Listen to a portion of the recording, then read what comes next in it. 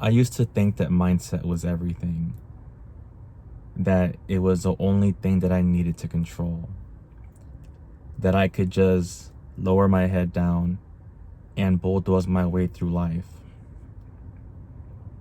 That as long as I had a positive mindset, that I was hungry, that I was willing to impose my will on situations and just have the utmost confidence in myself, that I could make it very far. I thought that if I could just numb out all the noise and separate myself from the chaos and dysfunction that surrounded me, that I'd be good. And for the longest time I was, you know? I'm so blessed and so grateful for what I've been able to accomplish in my life with the tools that I was given. I'm grateful till this day.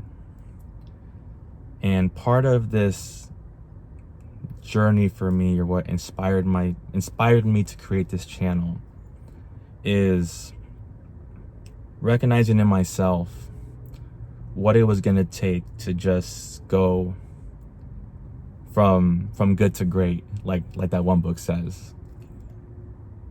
If I was going to just remain comfortable in my patterns, or try to challenge myself to get uncomfortable and seek change within me.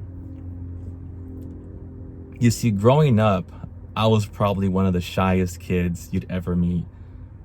From middle school to high school, people that know me now wouldn't know me back then. And the friends that I had back then are surprised at who I became. I was the shyest kid with low self-confidence. And I realized that it was difficult to be happy and be thriving when things at home were so dysfunctional, which I think a lot of people can relate to. Eventually, I go to college and I start to blossom, right? I start to grow out of my shell. I joined a lot of different programs.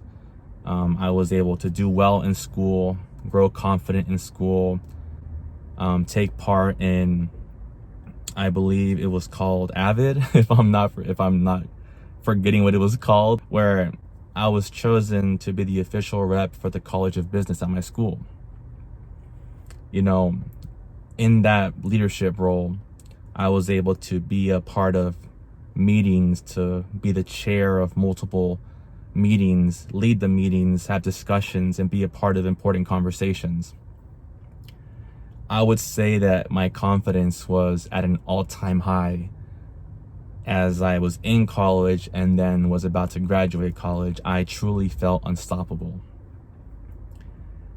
Once I graduated college, I did get a major in business management and a minor in psychology. I joined a program through Geico for management development, where I had a chance to learn from some of the directors and VPs, AVPs at my regional office. And same thing, I felt unstoppable, and it wasn't like a cockiness, it was a confidence in myself, in my journey, in my why, in why I was doing it, and who I was doing it for. I believed that I could outwork anybody, that I could outthink anybody, and that I could survive more situations than anybody else could. Because of what I've been through, because of my life, I had that confidence. And for the first 2 years in the program, I thrived. You know, to say it in the humblest of ways, you know, I was getting so hyped up by my management team, by my leadership team. They used to tell me that, like, Robin, you're incredible. We haven't had anybody like you. That I could be the next big thing if I did certain things and I could, you know, master certain weaknesses of mine. I had a chance to be a part of, conversations and leadership, to have a seat at the table. Basically, I felt like I was at the peak of my career. And then that's where I learned that mindset itself and hard work itself were not going to be enough to get me past the obstacles that were in front of me. I made decisions at that point in my life that really affected my overall confidence, right? And one decision that I made was to start dating a girl in the wrong place at the wrong time, early in my career at Geico, when I had just become a supervisor and I had just gotten my team. And it's one of those situations where, because I had found a way to rise up from every situation I ever faced, no matter how bad it was, I thought I could handle it. And I was so wrong. I could not. And in the moment, I thought that I could balance that situation I was in with my career. I thought that I could balance it. I thought that my confidence was the same, that my work ethic was the same. And only in hindsight can I look back on it now and recognize how much it affected me. And I've mentioned in other videos how the wrong partnership can destroy you. The wrong partnerships can affect you in ways that we don't really understand, right? And looking back on it now, I recognize a point in my life where I was at the height of my career and I had the world in front of me and people that believed in me, people that vouched for me, that wanted me to do well, people that I'm grateful for till this day, that had a vision for me that maybe even I couldn't see. And all I had to do was execute. All I had to do was stay on the straight and narrow, make the right decisions, work on some of my weaknesses with discipline and structure and framework, organization stuff, and that I could be somebody of importance in that company, right? So why I'm so passionate about this channel is I know there's a lot of people like me from very different backgrounds. And for most of my life, the most difficult thing for me to embrace these conversations, even with myself, is that I refuse to be a victim. I kept telling myself, I am not a victim. I refuse to be a victim. I refuse to look back at my past, my childhood, my traumas, my dysfunctional families. I refuse to look back. I can only look forward, right? And it's difficult for me because I refuse to be a victim. I refuse to have victim conversations. And I always thought to myself that no matter how bad I could ever have it, somebody always has it worse. And it's true. Somebody always has it worse. There have been people who have encountered more negative outcomes in situations, who had a worse hand dealt and achieved more and were able to thrive in life. So who was I to ever make excuses? And I could not make excuses. I could not fail. I refused to fail because there was too many people depending on me. There was too many people looking up to me. My family, my parents, people that believed in me. Whew.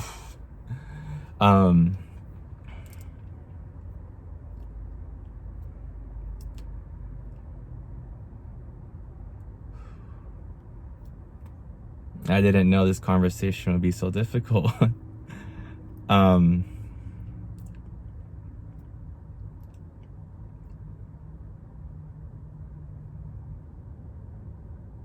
Maybe people can relate that when you're a pillar in your family, you know, a center of stability, and when you convey to the people you love that no matter how messed up things are around you, you will always be the unwavering pillar they can depend on.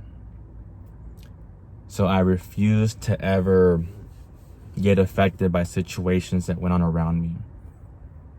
Always one of the most positive, smiling people. And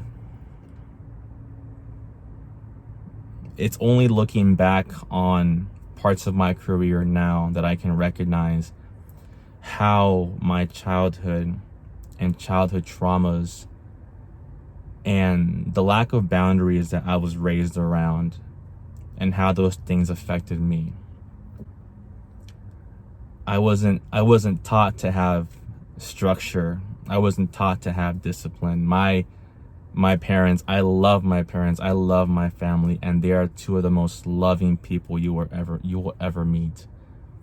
Like, there is no lack of love, or at least nurture. But there are things that I'm not even sure how comfortable I feel sharing yet, because part of me still feels, you know, as I embark on this journey, I'm learning how much I can share.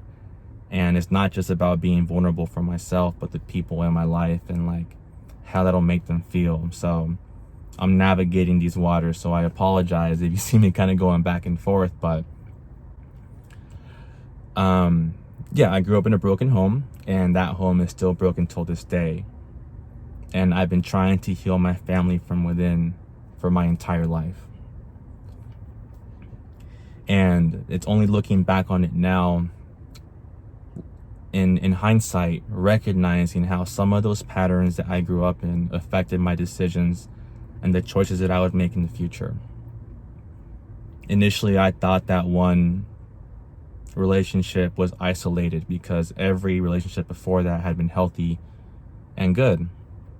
And I had to really look deeper and to recognize, you know, I didn't grow up in a two-parent married home. I grew up in dysfunction, and how to navigate that. They're complex relationships and the lack of boundaries that I grew up in. And how was I supposed to know to have boundaries for myself when I never witnessed it myself? You know, and then there's layers to it. Recognizing that I didn't grow up in structure. I didn't grow up disciplined. I had to learn those things myself. You know, my family is broken till this day. And that's affected the people, my siblings in my life, in multiple ways. You know, and it's that same lack of structure that I believe caught up to me further in my career, where it wasn't natural for me. You know, it was never for a lack of effort. You know, every weakness that I had, that I was given to as feedback, I embraced and I accepted. But why couldn't I just figure those things out? You know, why couldn't I just like use calendars the way everybody else did, or like use, you know, Excel sheets with the 9, 10, 11, 12, like things that just weren't natural to me. And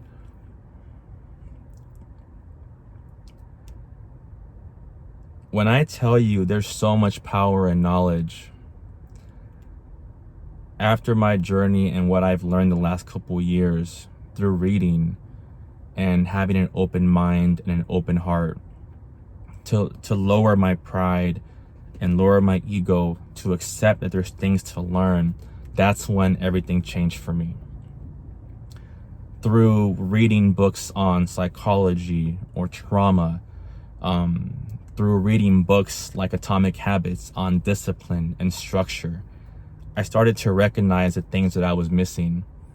It was almost like a healing process itself as I was doing the reading. as I was seeking out the knowledge. And that's why you see my banner. To me, mindset is everything, but knowledge is power. It takes a positive, resilient mindset, but you have to combine it with the pursuit of knowledge, the consistent pursuit of knowledge, because that's what sets you free. Like, that's what gets you from good to great. And it's only through my own journey that I've recognized that. And if it took me that long to embrace knowledge, to lower my ego, to lower my pride, I can only imagine people around me. Me making this channel is not me saying that I know everything or I'm a master of everything. Me making this channel is me sharing my journey and recognizing there's so much for all of us to learn. And whatever I learn, I want to share with all of you, because I want all of us to win, and I want all of us to learn together. There's honestly so much power in knowledge. And for various reasons, we don't pursue it. Books contain the secrets that our environments couldn't teach us. Like, they really, really do. And too many of us are distracted by making bad decisions, like the wrong partnerships, making the wrong use of our time, partying too much, or, bad habits, like that we don't make the time or give attention to the things that matter. And I tried my very best most of my life to stay on the straight and narrow, to make the right decisions. I'm not a huge drinker, never have been. I'm a single guy, not married. I don't have any kids. For most of my life, I never tried drugs, never did drugs. I'll be fully transparent. The first time I tried weed might have been when I was 30, only because I was like, you know what? I'm doing pretty good. Like, I got my degree. Like, I have savings. My credit's good. Like, I have stability in my life. I have my career. Like, why not? And I tried it once and I haven't tried it since. Even someone like me who's tried his very best to make the right decisions, life still caught up to me. Patterns in my family still caught up to me. The dysfunction still caught up to me. When you see your life in that way, you start to recognize the patterns that when you were that close.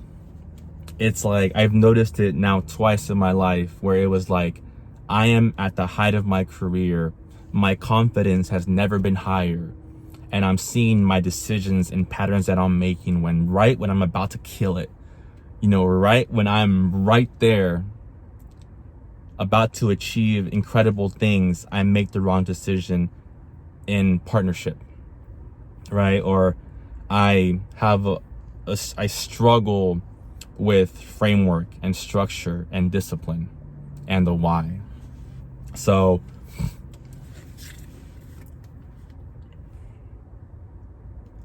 me making this YouTube channel is me showing the most confidence in myself.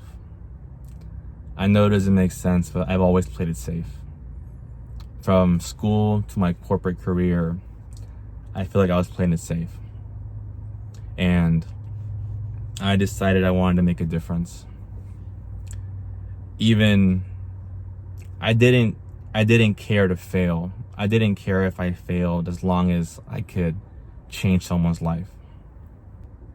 I think there's so many people out there who are like me, who have similar journeys, who have more difficult journeys.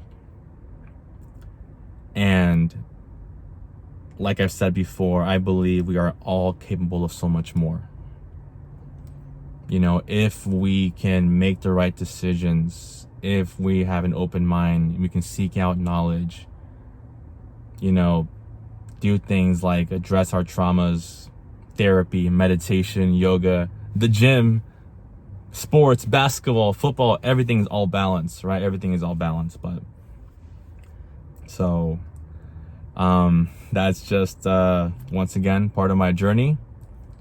as to why I created this channel. And if you could, once again, please subscribe as I start this journey. I would really appreciate that. That would mean the world to me. Thank you so much. Bye, YouTube.